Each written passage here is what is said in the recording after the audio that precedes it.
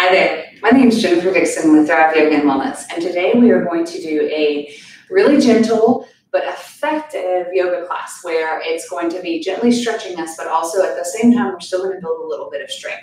I tend to focus my yoga practices towards bringing in the body, making things stronger because I'm a little bit more naturally flexible, and so you're always going to make a little bit of strength building into any class because I'm so passionate about making sure we keep and build up our muscles, especially as we age. It's super important to always be trying to be load bearing. That helps to build bone density and strength building because guess what? That helps us to stand upright a little bit better. So let's go ahead. We're going to get started here in an easy seated position. I'm just going to turn away from you ever so slightly. Whatever way feels the most comfortable for you. I'm going to do Sukhasana, easy seat, with my left heel in front. We're going to sit up straight. Try not to bring your chest forward too much, but on the same time, we don't want to be rounding down. So if you have a hard time sitting up straight here, grab a bolster, grab a block, and we're going to sit up, put the bolster or the block underneath your tushy and just sit up here. Now let's take a second and identify our belly muscles. So what I want you to do is bring your hands to your hips and then bring your fingertips in 2 or 3 fingers. Now suck your belly in a whole bunch and then push out at the same time. So belly in, pushing out. Belly in, pushing out. Now can you feel your belly muscles move a little bit? Now, I know some of you might be thinking, oh, there's no way I can't feel anything. I had a really hard time identifying it, especially postpartum, because those muscles didn't want to work. And if you're not used to isolating them, it can be a little challenging. So just if you're not feeling anything right away, just keep thinking about it and visualizing your fingers are going to expand a little bit as you push the sides of your belly out with the belly button in. Really trying to engage the transverse abdominals here. Now what we're going to do is think about that transverse abdominal engagement as we pull the chest forward, shoulders back, and then round it around. So a seated cat-cow. Chest forward, shoulders pull back, rounding it down. So keep those transverse abdominals engaged if you can. It's really hard to multitask all of that. Whew, belly, don't I know. We're going to do this one more time. Now stay here in this rounded position. Pull the shoulders away from the ears. Use your hands maybe on your knees to help stretch it out a little bit more. And then come to seated. If you lost that belly engagement, bring your hands back to check in. Now try to get both sits bones pressing into the mat. Keep the belly engaged. Bring that right hand around behind you. Left hand reaching for the outside of that right knee. Maybe you gaze over those right shoulders. Maybe look at the right corner of your eyeball. Keep the belly in. Keep breathing. And then let's come back to the center. And now if you've got one foot in front of the other, we're going to reverse it. My right heel is going to come in closer. Left heel is going to go out. I hate sitting like this. This is why I try to do it, at least on one side. Left hand grounds down behind. Right hand comes to the outside of that left knee rather. And sit here and breathe for about 5 breaths.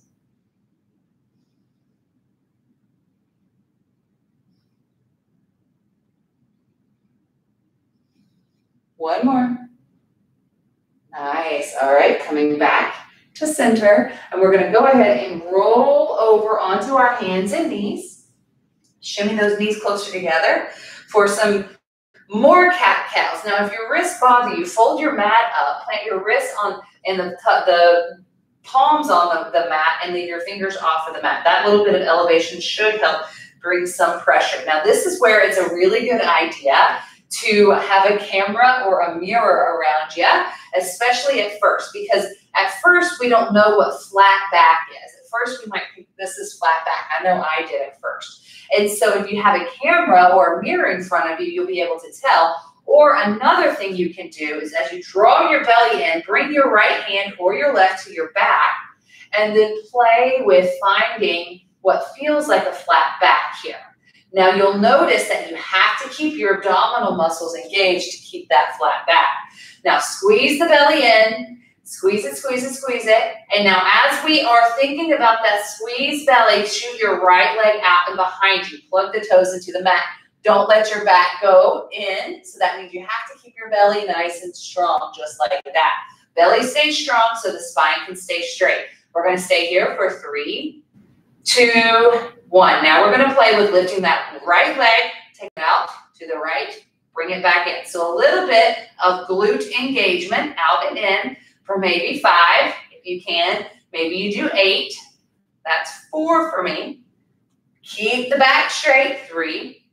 This is working the glutes and the obliques. 2, 1. Nice. Go ahead and bring the knees down. Let's have a gentle stretch for those quads because your glute was probably working really hard on the left side as well to keep everything flat. So your belly was working and your glutes were working and you had some hip adductors working as well. Okay, so let's do that again on the other side.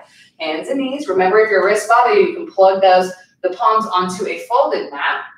Check in again. Make sure your spine is flat so we're not rounded, but we're also not drooping down either. Draw that belly button in. Bring the hand to your back to check in to make sure it's straight, and then leave it there maybe as you extend that left leg out. I know I had a hard time, especially at first, once I started losing that knee under my hip stability. And now we're going to play with that out and in action for 8 or 5 or however many you can do while still maintaining the structure that we built here. So out, in, don't let your back go, out, in, there's 3, out, 4, out, 5, 6, 7, 8. Good job. Bring that left knee in. Go ahead, come into a child's pose to give your body a little bit of a break. One more breath. All right, your next inhale. We're going to plant down those forearms onto the mat. Make sure your hands are taking up a lot of space. Shimmy, shimmy, shimmy those knees back ever so slightly. Plug those toes into the mat. Draw the belly button in, and then lift the knees off the mat. Set them down. Lift the knees off. Set them down. So it's like a hover. Off, down, off, down. Last one. Off and hold for 5. Belly stays in. 4. Keep it in again. 3. This is working core. 2, 1. And your shoulders. Very low impact, but still very effective at building some strength in your core and your shoulders. One more breath. All right, coming back onto those forearms. We're going to shimmy, shimmy, shimmy those knees back a little bit more this time to where we are on a plank with our knees down. So plank doesn't mean booty high up in the air, but it also doesn't mean booties down on the mat. So our bellies are holding our bottoms in line at a slight angle to the shoulders since our knees are down. And now we're going to play with a little bit of movement forward, back, forward, back. Just 2 more, 3 more back, forward, back. Belly should feel this, forward, back. Now we're going to do some scapular push-ups. So puff up between the shoulder blades, droop them down. Puff up, down, that's 2, up, down, that's 3, up, down, that's 4, up, down, that's 5. Push into the hands and the forearms, shimmy your hips back and your knees forward, come back to your child's pose. Good job. Nice, gentle, but you should have felt that in your shoulders and your core.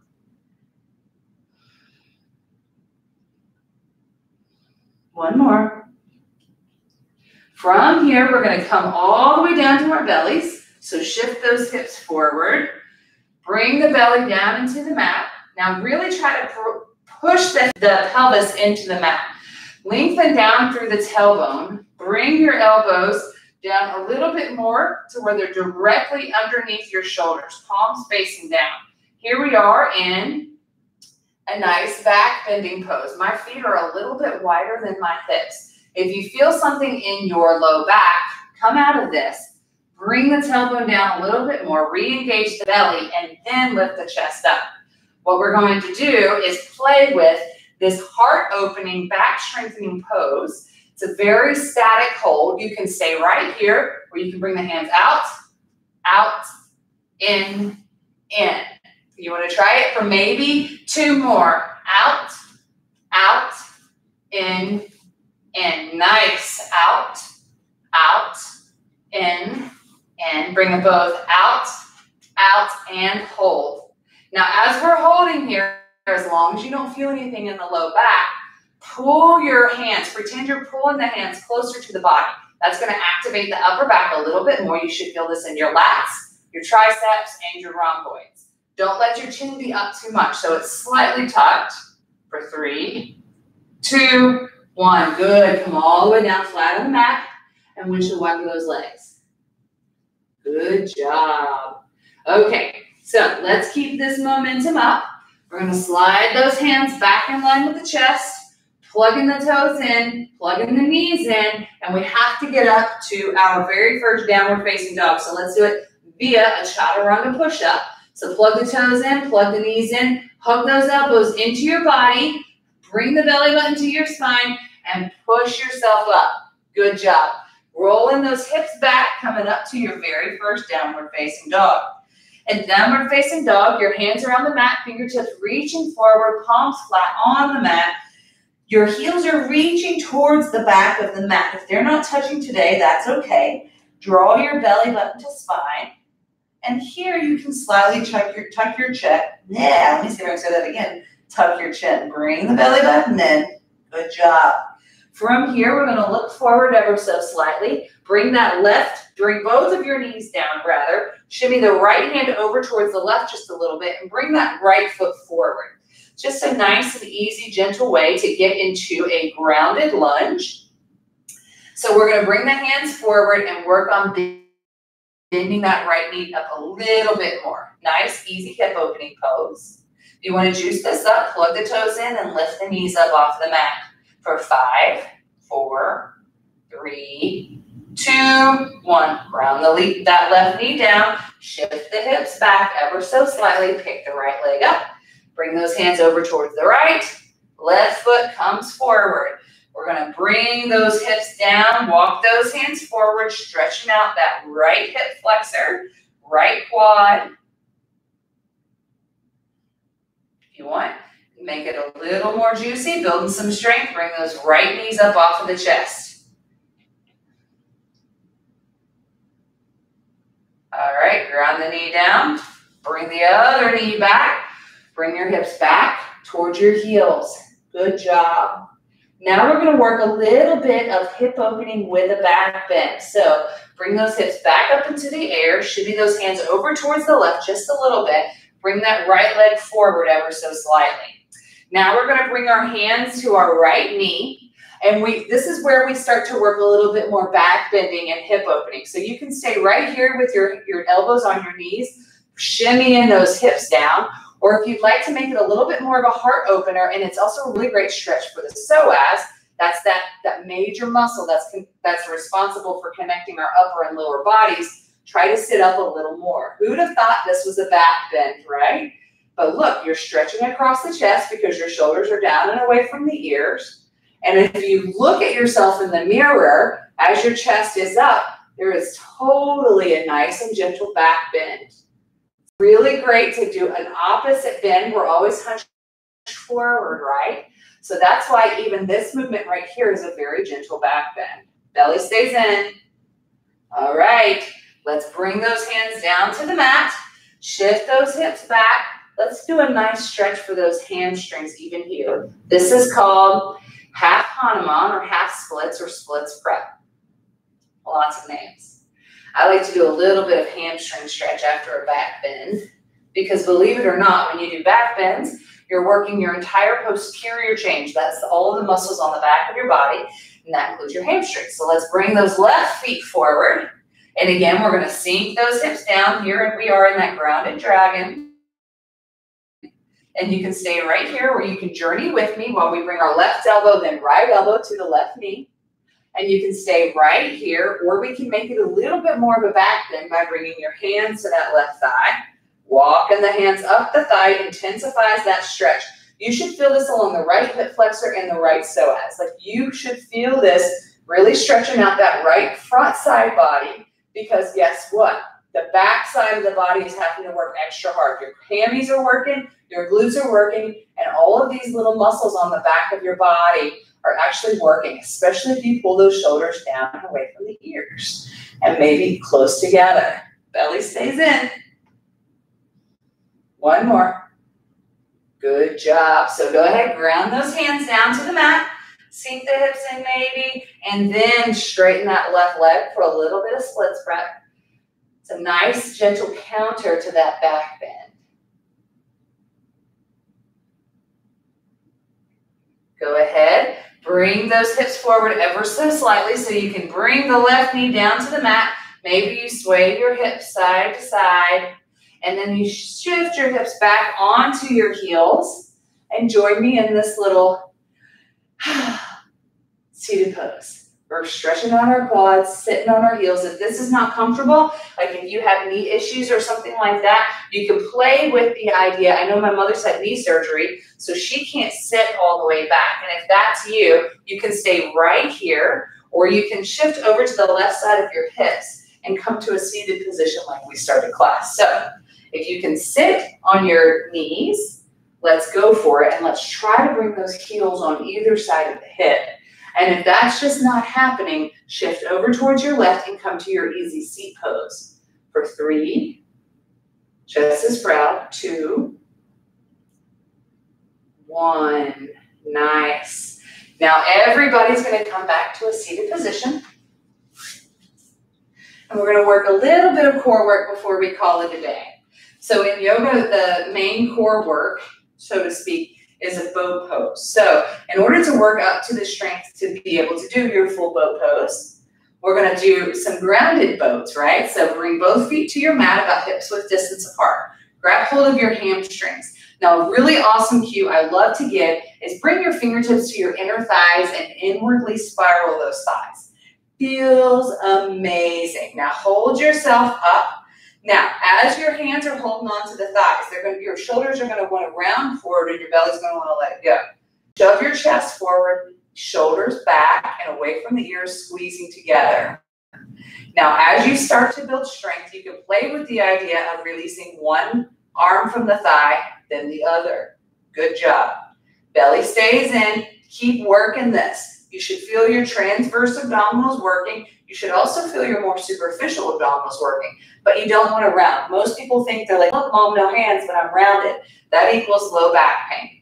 Now we're going to do a little bit more with our hands over towards the right, forward, left, forward, right, forward, left, forward. 3 more, right, forward, left, forward, right, and left, right, and left. Nice. Bring your hands behind your knees. Pull yourself up. Go ahead and give yourself a hug.